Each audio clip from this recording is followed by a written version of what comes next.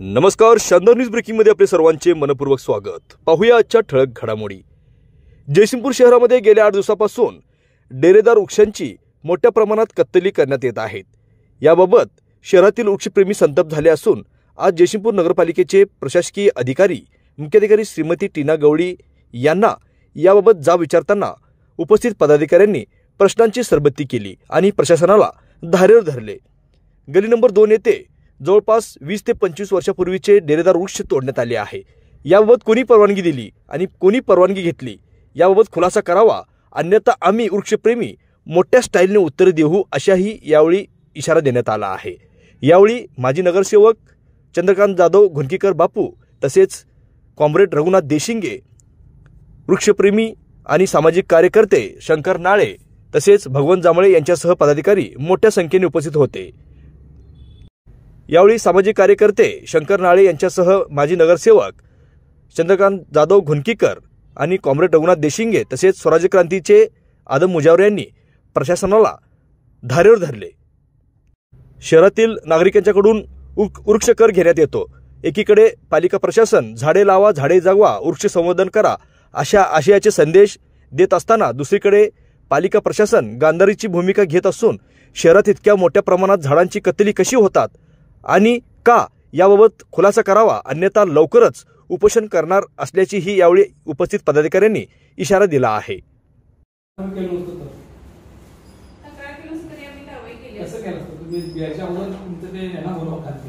बियाणे 2 झाडे तोडला येऊन हे सगळं मी सविस्तर सांगितलं। त्यानंतर त्यांना बियाण्यावर काय कारवाई केला, मी झाड स्वतः लावलेली होती।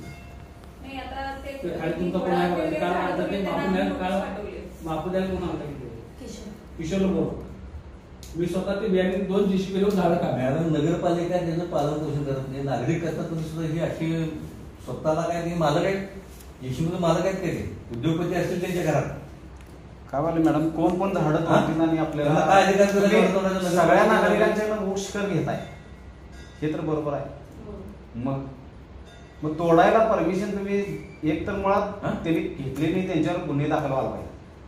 कोण सांगितलं जो तोडणार आहे नाही जो तोडणार आहे तो पहिला त्याला आणा, जे मशिनी त्याचे जप्त करा, ते क्रेन मशीन आणल्या आणि MSAB ला पण आम्ही याच्यात धरलोय कारण ती लाईट बंद करून का केली परवानगी नाही तर आणि परवानगीसाठी अर्ज केला की जवळपास म्हणजे वर्ष लागते, मिळतच नाही परवानगी।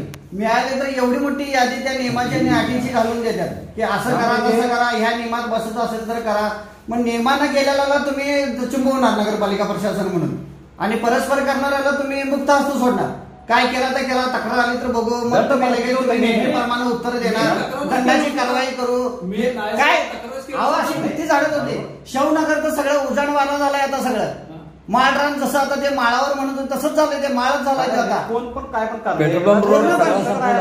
आणि एकीकडे आपण आता परवाच्या ह्याच्यात म्हटलं की आपलं अंडरग्राऊंड लाईटचं एकच तेवढं राहिलेलं आहे, ते तेवढं करून घ्यायचं। म्हणजे ह्याच्यात प्रोसिजर राहिल्या काय नाही, त्यामुळे लाईटचा बी काय विषय नाही आहे। हो झाडं तुटून तारावर पडते आणि हे पडते ते पडते हाही मुद्दा नाही आहे। झाडं इकडे एकीकडे लावा म्हणायचं, माझी वसुंधरा टॅगलाईन खाली सगळ्या गोष्टी करायच्या, फोटो सेशन करायचं, आपल्या समोरचे 10 वेळा तिथं त्याच खड्ड्यात लावायची झाडं, फोटो काढायचं, पेपरला पाठवायचं, म्हणजे दिखाऊपणा नुसता करायचा आणि प्रॉपर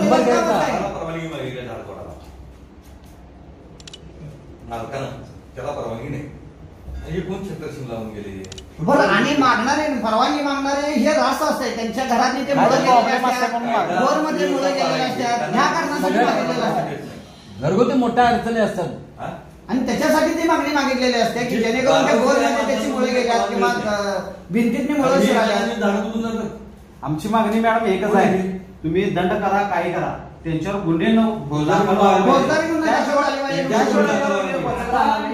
सविस्तर 50,000 रुपये दंड, 1,00,000 रुपये जर लाकूड मिळाले तिने आता लाकूड चोरीचं तुम्ही त्यांच्यावर गुन्हा दाखल करू शकता। 2 गुन्हे दाखल का होत नाही, 2 मिनिट झाड तोडले याचा पहिला गुन्हा दाखल होतो, सगळं झालं होतं कारण नाही शासनाचं नवीन परमिशन त्या म्हटलं देतो आम्ही, त्यामध्ये मुख्याधिकारी या अध्यक्ष आहेत। आता तुमच्याकडे अधिकार आहेत सगळे, तुम्ही अध्यक्ष आहे, वृक्ष कमिटीच्या माध्यमातून तुम्ही अध्यक्ष म्हणून तुम्ही गुन्हा दाखल करा पोलीस तपास होईल त्याचा काय आणि त्याचे सीसीटीव्ही आहेत पुढं मॅडम ते कोण तोडाले काय उभारून तोडाले त्याचे सीसीटीव्ही आहे तिथे बियाणीच्या त्याची चौकशी पोलीस करतील पण गुन्हे ना दाखल व्हायला पाहिजे. गुन्हे दाखल झाल्याशिवाय ह्याला चालूच नसणार नाही. मी जयसिंगपूर सगळी आपण दुर्लक्ष करायचं. नगरपालिका त्याला डेव्हलप करायला 1 रुपया खर्च करत नाही. ज्याच्या दारात ती सगळी नागरिक करतात. काय शेळी खाऊ नये हे खाऊ नये ते खाऊ नये कायम लक्ष ठेवायचं पाणी घालायचं मोठं करायचं त्याला. 10-15 झाडं मी स्वतः लावले. सचिन आहे आमचा अध्यक्ष नाही त्याला डुकरं घासत होती म्हणून मी काटलं वाढवलेलं ते झाड. हे आपण करायचं सगळेजण. बरं यांना आपल्या विचारलं बियाणे 2 झाडं कुठून लागले जेसीबी तेव्हा तुम्ही काय बियाणीच्या विरोधात काय केला मग झाडं अजून लावले तर कचऱ्याची टाकी तोडल्यावर नुसता नोटीस लावल्यावर झालं काय त्यांच्यावर कारवाई झाली नाही. मग त्याच्यावर त्यांनी पुढे 10 झाडं तोडली 2 झाडावर तुम्ही कारवाई करायला लावला असेल तर 10 झाडं वाचलीच नाही. याच्यावर दंडात्मक कारवाई करण्यापेक्षा फौजदारी झाल्यावर लोकांना हे लागणार आहे.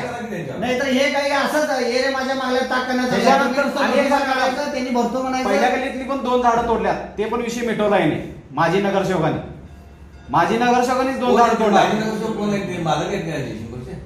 पहिल्या झाडात तुम्हाला मी दाखवतो त्याचे फोटो पण दाखवतो. पहिल्या गल्लीतली 2 झाडं तोडली त्यानंतर आणि कुठली 2 झाडं तोडली ती पण सांगतो तुम्हाला. आता ते ओपन जिम आहे की नाही पुलाच्या अलीकडे त्याच्या समोरची 2 झाडं तोडली का आता ते फलक दिसत नाहीत म्हणून. का बरं तोडली त्यात तुमची माणसं होती त्याच्यात नगरपालिकेची माणसं होती तोडायला.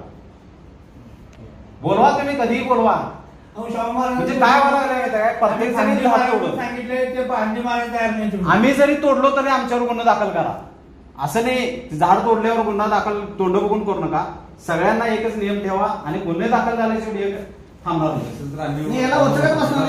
माझी वसुंधरेच्या नावावर आपण लाखो रुपये खर्च करायचा आणि त्याला दुर्लक्ष करायचं. शासन आता आपल्या आईच्या नावाने झाडं लावायला लागले वाढदिवसाला.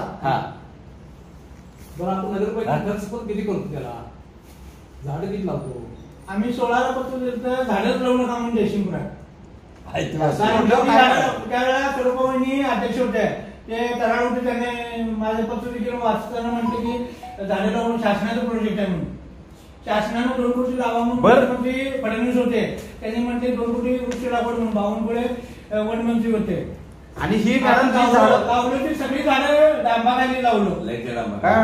ही जी झाडं तोडल्यात एकच झाड तेवढं लाईटचं बाकीच्या याला लाईटचा काय फांद्या मारायला पर्याय आहेत की त्यांनी फांद्या मारायचं ना. फांद्या मारायला आमचा कुठंच विरोध नाही आहे. क्रेन लावून जातीच्या काळात सुद्धा फांद्याच मारल्या जातात. आम्ही कधी आलो काय त्यासाठी आंदोलन करण्यासाठी किंवा आम्ही निवेदन देण्यासाठी तक्रार करण्यासाठी आलो काय की ज्या गोष्टीला जिथं आता तटाला किंवा वायरीला लागायला तिथं फांद्या मारा आमचं दुमत नाही आहे. गरज आहे तिथं मारायला महिना 2 महिन्यानं त्याला परत पालवी फुटणार परत गोष्टी होणार. तुम्ही मुळात सकटच करायचं आहे त्याला आमचा विरोध आहे. आणि रितसर मागणाऱ्याला तुम्ही परवानगी देत नाही. आणि ह्यांचं मात्र रोजपाने सगळ्या गोष्टी चालू आहेत. पूर्ण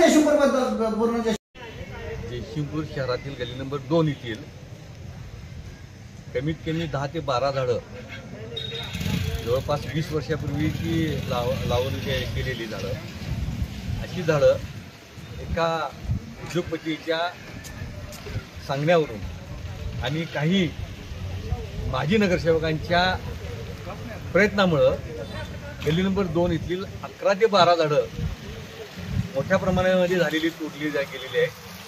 आणि तोडली गेलेली झाडं स्वतःच्या ट्रॅक्टरमध्ये भरून ती लंपास केलेली आहेत.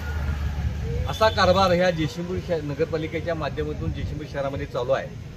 आम्ही जयसिंगपूर शहरातील सर्व विविध पक्षाचे सर्वच पदाधिकारी व कार्यकर्ते व नागरिक आमची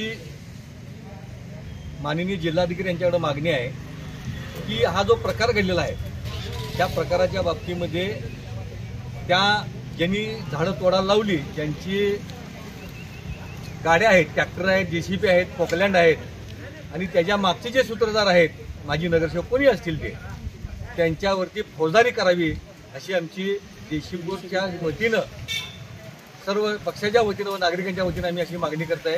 आणि ते जर नाही झाली कारवाई दंडात्मक कारवाई चालणार नाही तर त्यांच्यावर फौजदारी व्हावी अशी आमची सर्व पक्षाच्या वतीनं आणि सर्व कार्यकर्त्यांच्या वतीनं मागणी आहे.